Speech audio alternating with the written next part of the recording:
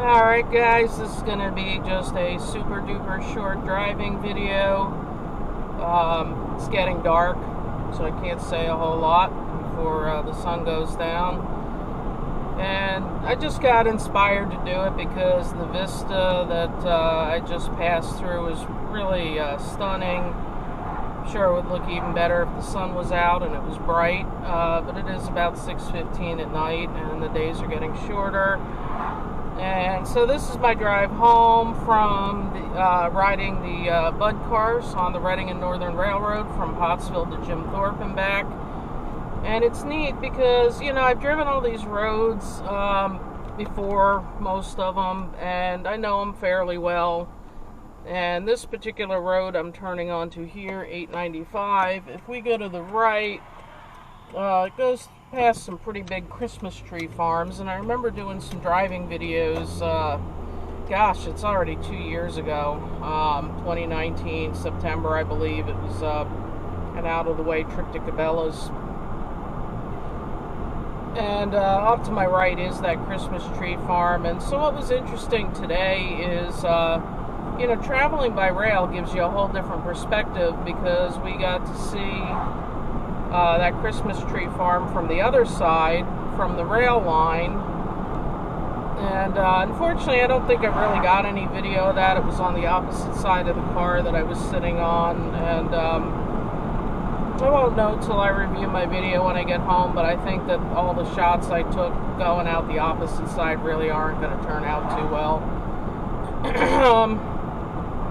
My main reason for doing this short one is we're rounding the bend here. We're pulling into a really little town called New Ringgold, and I just realized I had my window cracked, so you probably just heard a lot of window noise.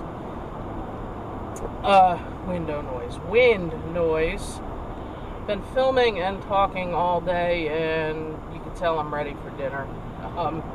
Anyway, yeah, I'm pulling into New Ringgold. And I pointed this out. You'll see it when I edit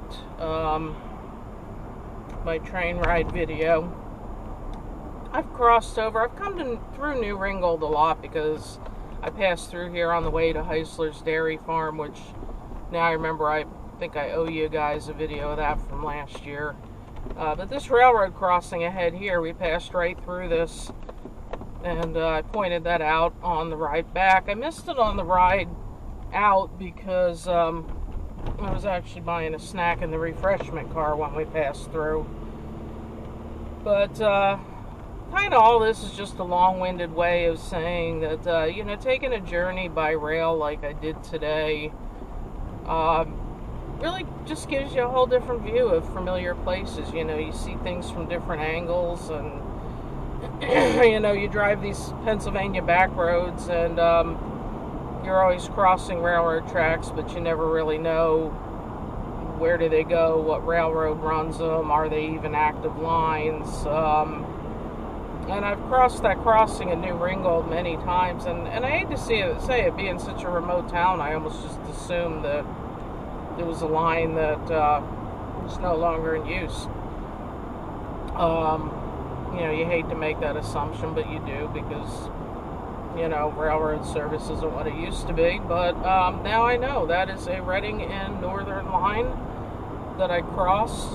They do use it for freight, and they do use it for running the Bud cars. And I've also seen some people's videos online that 425, since it's doing the excursions from Reading to Jim Thorpe this month, it passes through there. There's actually a lot of really good videos if you search of people rail fanning 425 from that crossing. So that's really all I had to say. I've got a long ride home still. It's about an hour, well, no, 50 minutes from here maybe. And it's getting dark, and when I get closer to home, I'm going to stop somewhere for dinner, and there's not really anything near here. So yeah, no, that's it. Just wanted to share some thoughts on my train journey and that rail crossing. And if you watch this, I know it's not my best video, but thank you very much. And thanks for riding along.